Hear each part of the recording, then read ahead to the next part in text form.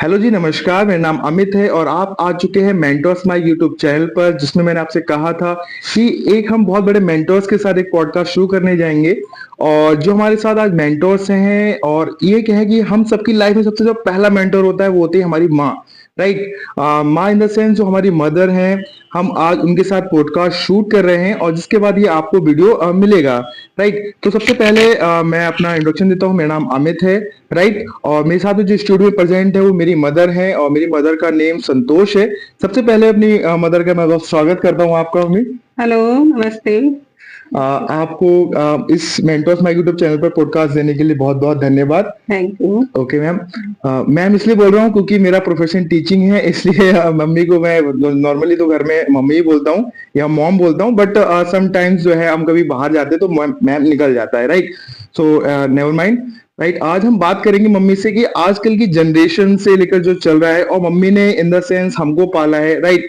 या आपके समय में आप लोग जब बड़े हुए तो क्या चेंजेस देखने को मिले हैं। राइट। यानी बच्चों की तरफ से क्या कोशिशें जो करनी चाहिए और पेरेंट्स की तरफ क्या कोशिशें हैं जो करनी चाहिए, जिससे उनकी लाइफ एक बैलेंस तौर पे चल सके और बहुत अच्छे मुकाम को हासिल कर सके। इन्हीं चीजों को लेके आज हम बात करने वाले हैं अपनी मदर से। राइट। बहुत सारे टॉपिक्स कवर करेंगे जिसमें आजकल के मुद्दों को लेकर हमारी रूढ़िवादी परंपराओं से भी चर्चा करेंगे। राइट। मेरे पास पूरी एक डायरी है नोट पे, जिसमें मैंने उससे कुछ पॉइंट्स को लिखा हुआ है। अभी मैं कहाँ से शुरू करूंगा।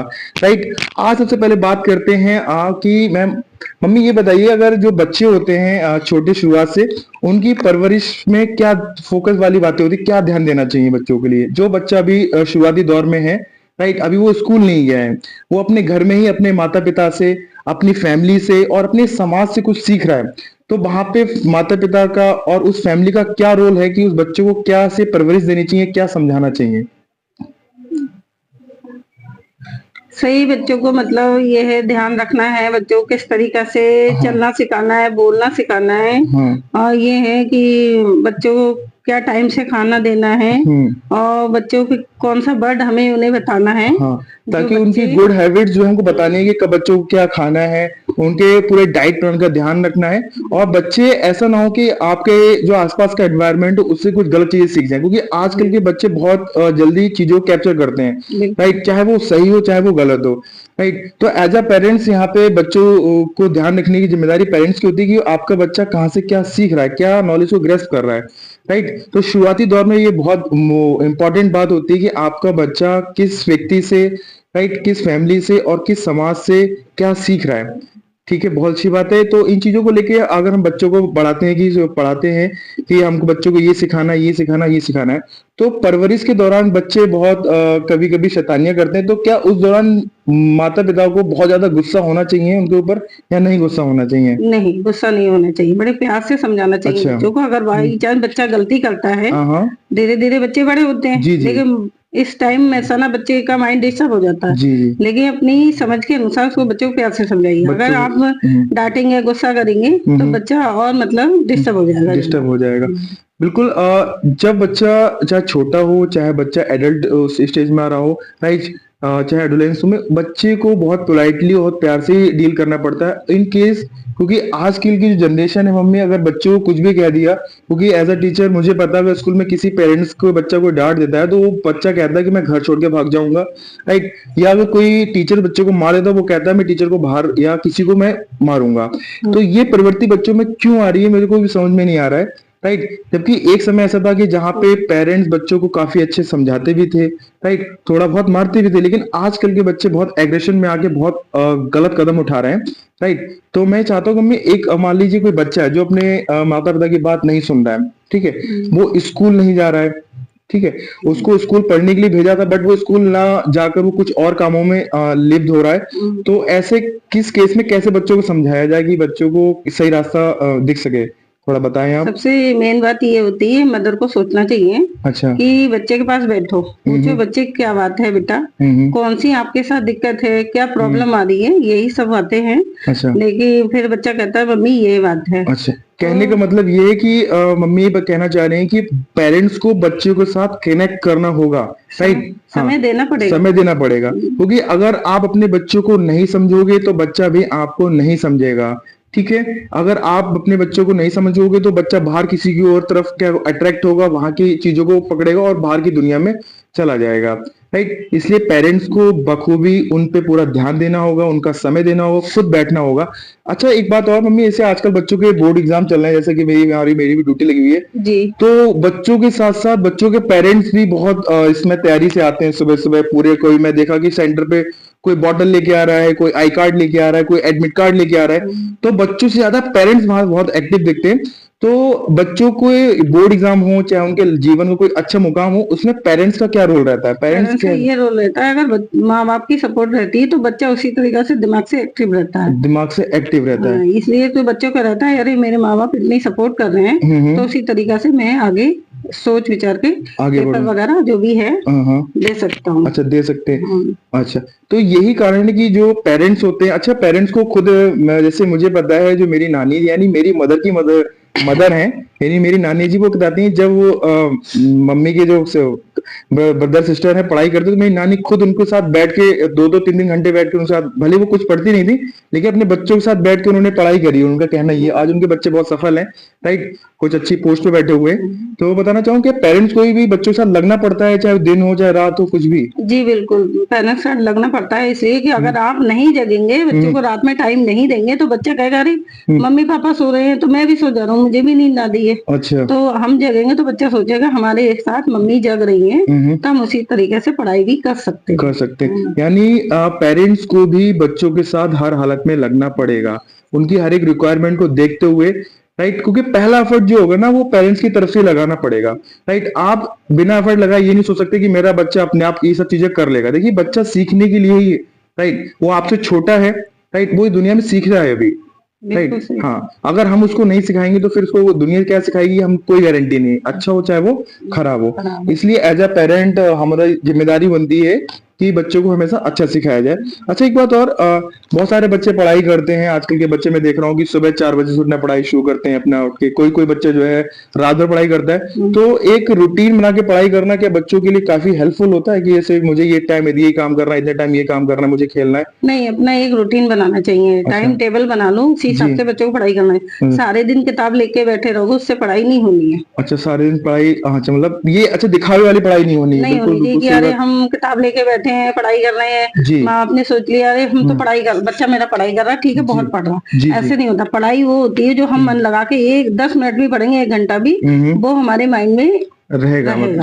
हाँ, तो कहने का मतलब ये एक पूरा बेसिक प्लान होना चाहिए कि मुझे सुबह से उठ के यहाँ पे अब मुझे क्या करना है, कब मुझे पढ़ाई करनी है, कब मुझे खेलने जाना। तो एक आपका एक डेली रूटीन होना चाहिए, राइट। बिना रूटीन के क्या होगा, आप चीजों को टाइम से कंप्लीट नहीं कर पाएंगे, फिर उसका रिग्रेट फील करते रहेंगे नेक्स्ट डे, तो वो नेक्स्ट डे भी कंप्लीट टास्क नहीं हो पाएगा, राइट। अच्छा, इसी के साथ साथ क्या होता है कि बच्चे आजकल जैसे ही बड़े होते हैं, राइट, वो अपने पेरेंट्स की बात को सुनना बंद कर देते हैं, वो अपने फ्रेंड सर्कल में ज्यादा व्यस्त हो जाते हैं। हाँ, उनका जो फ्रेंड सर्कल कहता है कि अभी ये काम करना है, तो पेरेंट्स की बात ना सुनकर अगर वो कुछ कह दे तो उनको लगता है कि मेरे पेरेंट्स ने मुझसे ये बात क्यों कह दी, है ना? उनको बुरा लगता है ना, अगर सही बात कहेंगे तो उन्हें बुरा लगने लगता है कि अरे हमसे बहुत गलत बात कह दी। अच्छा। लेकिन बाद में बच्चों को पछतावा इसलिए होता है कि अरे भाईजान, मतलब पेरेंट्स हमारे सही, हमारी राह दिखाने के लिए कह रहे थे। क्योंकि मैंने देखा है कि बच्चे अपने फ्रेंड के साथ जो है पार्टियां कर रहे हैं, जबकि अभी कोई उनकी एज नहीं है पार्टी करके, उनको मतलब ही नहीं पता है कि पार्टी क्यों करनी है, राइट। बहुत अच्छा खासा पैसा इन्वेस्ट कर रहे हैं, लेकिन पेरेंट्स का मोटिव ये रहता है, भाई जो आपको पैसे मिल रहे हैं आप उसको सही यूटिलाइज करो। लेकिन बच्चा पता नहीं किस डायरेक्शन में जा रहा है, कहाँ पैसा इन्वेस्ट कर रहा है, राइट, और उसका कोई पॉजिटिव रिजल्ट भी निकले तो भी ठीक है, लेकिन रिजल्ट भी नहीं निकल रहा है। तो इस केस में क्या बच्चों को डांटना चाहिए कि या फिर एकदम उसके स्ट्रिक्टली बहुत मजबूती से उसको कमरे में बंद कर देना चाहिए? नहीं, ये गलत है। अच्छा, ये ऐसा नहीं करना चाहिए। ये सोचिए बेटा, कहाँ जा रहे हो आप, हमने पैसे आपको दिए, आपने क्या कहाँ वेस्ट कर दिए? अच्छा, जो भी है कहाँ खर्च करे?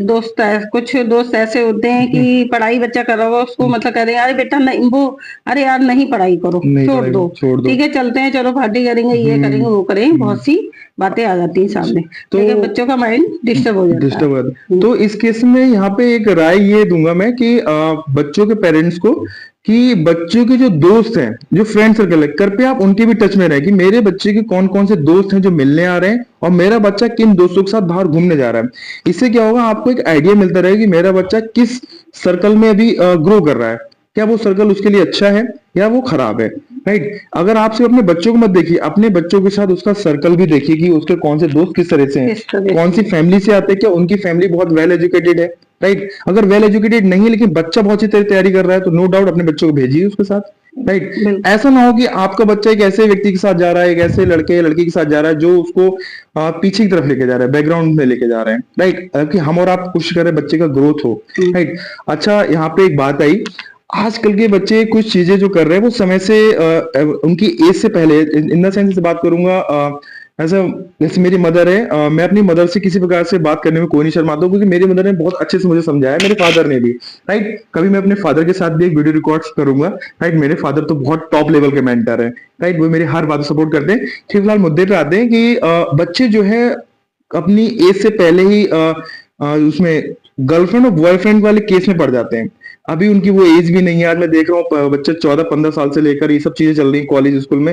एक स्कूल में एक मोटिव बना लिया कि स्कूल में जाना है तो हमको सबसे पहले ये गर्लफ्रेंड बनानी है, ये बॉयफ्रेंड बनाना है। लेकिन ये टारगेट सेट नहीं होता है कि यार हमको यहाँ पे इतना परसेंटेज अचीव करना है, मुझे यहाँ से प्लेसमेंट लेना है, मुझे यहाँ से क्रैक करना है। ये चीजें नहीं है आजकल के बच्चों में। कैसे ऐसा ना, ये बच्चे ये सोचते हैं ना कि अरे हमें बहुत अच्छी चीज मिल गई, अच्छा, वो चीज पे बहुत जल्दी आकर्षण हो जाते हैं। अच्छा, लेकिन ये नहीं समझ पाते कि ये रास्ता हमारे लिए गलत है। गलत है। लेकिन हमारे जो पेरेंट्स होते हैं, अगर हम समझा रहे बेटा क्यों ऐसे हो गए, क्या बात है, क्यों परेशान हो, बहुत सी मतलब सारी बातें होती है, माँ बाप पेरेंट्स परेशान होते हैं। लेकिन बच्चा कहता है अरे नहीं मम्मी कुछ नहीं है, पापा कुछ भी नहीं है, मतलब ये बोल देते हैं, झूठ बोलते हैं, झूठ बोलते हैं। लेकिन माँ समझती है, जो मम्मी मदर होती है वो समझती है अरे बेटा जरूर कोई बात है। फिर इस चीज को बच्चे को समझाया जाता है, बेटा नहीं बेटा गलत है, अभी आपकी ये उम्र नहीं है। आप ये देखिए कि आगे पढ़ाई करेंगे, आगे चल के हमें क्या करना है, उसके बाद जब समय आएगा, एज आएगी, उस समय शादी की जाएगी। लेकिन पहले से ये चीजें जरूरी नहीं है। तो यहाँ पे मुझे अपने पापा की एक बात याद आ रही है। मेरे पापा ने कहा था मुझसे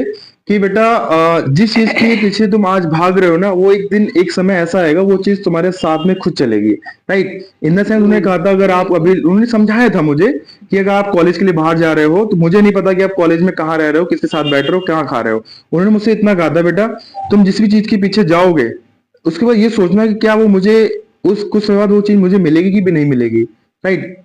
राइट। यानी हर किसी के जीवन में एक वो समय आता है, चाहे वो लड़की हो चाहे वो लड़का हो, कि वो समाज, वो परिवार ही पूरा उसकी चीज की व्यवस्था करता है, शादी करता है। तो बेहतर है कि इस समय को उस काम की यूटिलाइज किया जाए और वो जो पार्ट है वो उस समय के लिए छोड़ दिया जाए। वहां पे आपकी फैमिली, आपकी सोसाइटी वर्क करेगी। राइट। और हमारी सोसाइटी में तो पता है, जैसे भी लड़की या लड़का बड़ा होता है तो सामाजिक और पारिवारिक जो रिश्तेदार होते हैं वो सब प्रश्न आते हैं कि कब शादी कर रहे हो, कब शादी कर रहे हो। राइट। तो शादी का मतलब ही वही है, आप जो समझ रहे हैं। राइट। हाँ, तो वो तो प्रश्न में आ ही जाना है भाई। अभी का मेन मोटिव है पढ़ाई करना, अपने करियर को सही डायरेक्शन में लेके जाना, एक अच्छा इंसान बनना जिससे आपकी वजह से किसी भी प्रकार से आपके परिवार में, आपकी सोसाइटी में, राइट, किसी भी प्रकार से कोई अनहोनी नहीं होनी चाहिए, किसी को कोई प्रॉब्लम नहीं होनी चाहिए। राइट। अच्छा मैं एक बात और, बच्चे आजकल पेरेंट्स के साथ भी कुछ इंटरेक्ट नहीं कर पाते, तो उसमें क्या, ऐसे कुछ बच्चे हैं अपने माँ बाप से बहुत कटते हैं। कटने का मतलब ऐसे माता पिता इधर बैठे तो वो उधर भाग जाते हैं, या मम्मी पापा ही उनसे बहुत बच्चों से कटते हैं। तो कहीं ना कहीं पेरेंट्स और बच्चे के बीच में कोऑर्डिनेशन नहीं बैठ पा रहा है। इसलिए नहीं बैठ पाती ना, पेरेंट्स टाइम नहीं देते हैं। अच्छा। बच्चों को समझ नहीं पाते हैं। जी। अब पेरेंट्स बच्चों को नहीं, बच्चे नहीं समझ पाते हैं पेरेंट्स के लिए, पेरेंट्स बच्चों को नहीं समझ पाते। दोनों तरफ से होती है। अगर हम भी समझेंगे, बच्चा भी समझेगा, तो उसमें बच्चे के लिए अच्छा रहेगा। ये है। अच्छा। इसलिए बच्चा अपना बाहर की दुनिया देखने लगता है, घर में से माँ बाप से कटने लगता है, अरे मैं सामने नहीं पढ़ूंगा, ये रात को आए सो गए, फिर सुबह उठे फिर चले गए, फिर मम्मी ने भी नहीं पूछा, पापा ने भी नहीं पूछा। ये गलत होता है ना। इस बात पे मम्मी मुझे एक बात याद आ रही है। जब मैं क्लास 12th स्टैंडर्ड पे था तो मैं स्कूल की छुट्टी मेरी 1:30 बजे होती थी और मेरी साइकिल उस दिन खराब हो गई थी। मैं मुश्किल से 10 मिनट लेट हुआ था और मेरी मदर जो है 10 मिनट 15 मिनट के अंदर मेरे स्कूल में पहुंच गई। याद है मम्मी आपको? मम्मी को लग रहा था पता नहीं मेरा लड़का 10-15 मिनट लेट हुआ है तो ये गया कहाँ।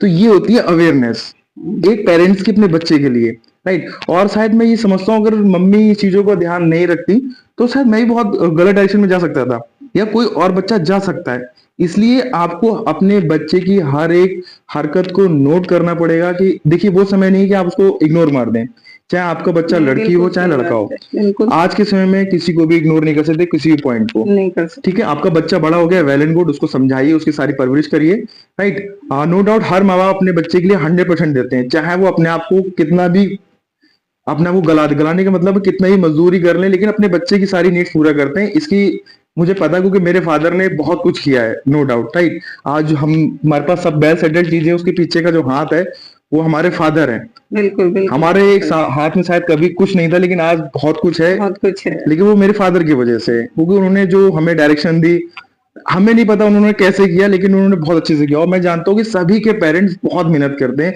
हर एक बच्चे के लिए।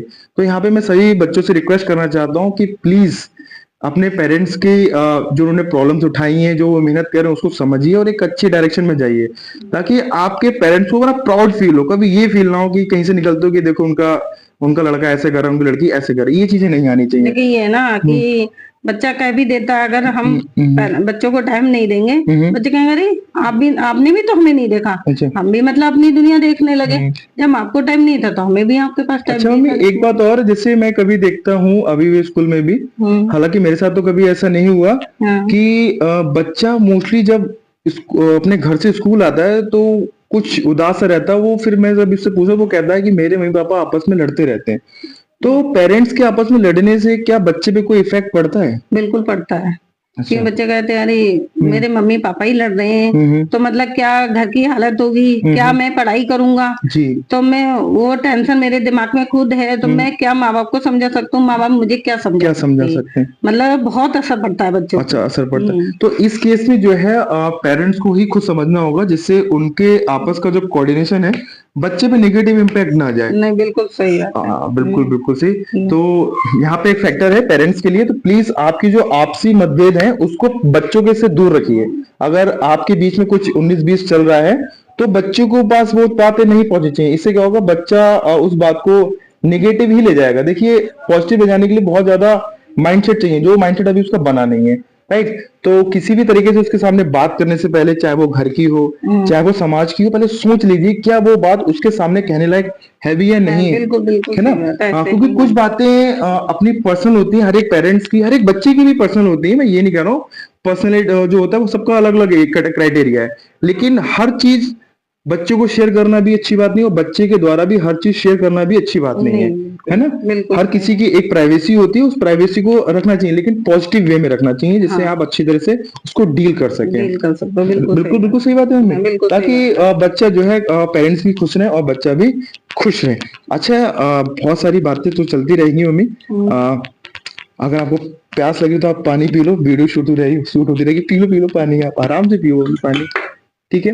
देखिए मेरी मदर के साथ ये मेरा पहला वीडियो, मेरी मम्मी थोड़ा सा घबरा रही थी, मैंने कहा मम्मी इट्स ओके, लेकिन मम्मी ने बहुत कॉन्फिडेंस से यहाँ बैठी हुई है।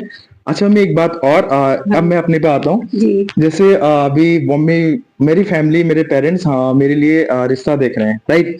मम्मी ने बहुत सारी लड़कियों को देखा भी है, मैं भी मिला हूँ, राइट। तो एक क्राइटेरिया आता है भाई कि पता नहीं लोगों का माइंडसेट है कि लड़के वाले हैं तो वो दहेज ही मांगेंगे। तो इस पे मम्मी आप क्या कहना चाहोगे? कि मम्मी, हमारी एक सिस्टर भी है, हमने भी अपनी सिस्टर की शादी करी है, राइट। उसका भी एक बेबी भी है, बहुत क्यूट सा बेबी है। क्या नाम है?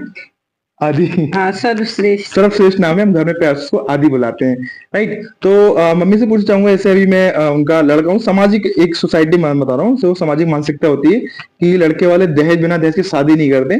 तो मम्मी आप इस पे क्या कहना चाहते हो कि क्या दहेज लेना चाहिए कि नहीं लेना चाहिए? नहीं लेना चाहिए। अच्छा, देखो किसी का दिल दुखा के भी, एक बात आती है, अपने लैंग्वेज में बोल रही हूँ, किसी का दिल दुखा के भी अगर हम ले भी लेंगे, कितने दिन मतलब उसको रख सकते हैं, खा सकते हैं, एक ना एक दिन तो हमें खुद करना ही पड़ेगा, लेकिन उसमें प्यार नहीं रहता रिश्ते में। अच्छा। अगर आप नहीं कुछ भी नहीं लेंगे दहेज, तो आप ये समझेंगे अरे कोई नहीं, लड़की वाले सोचेंगे भाई रिश्तेदार बहुत अच्छे मिले हैं, इन्होंने किसी डिमांड की बात नहीं करी है। तो ये बात इसलिए बोल रहा हूँ कि अगर आगे चल के आप लोग जो की वीडियो देख रहे हैं, जो बच्चे हैं अभी यंगर स्टेज में, जब भी कभी आप इस लायक हो कि शादी करने के लिए जाएं, चाहे लड़की हो चाहे लड़का हो, कोशिश करिएगा इन सब चीजों को ना अपने पैरों तले दबा दीजिएगा। दहेज हो गया, रूढ़िवादी परंपराएं हो गई, क्योंकि अगर हम और आप इसको नहीं दबाएंगे ना तो फिर कोई नहीं दबाने वाला, राइट। हाँ, तो हमें दहेज नहीं लेना चाहिए, हमें बिल्कुल व्यक्ति को देखना चाहिए, उसके परिवार को देखना चाहिए और आगे बढ़ना चाहिए। परिवार अच्छा है, लड़की अच्छी है, जी जी जी, तो सब कुछ अपने। और मैं समझता हूँ कि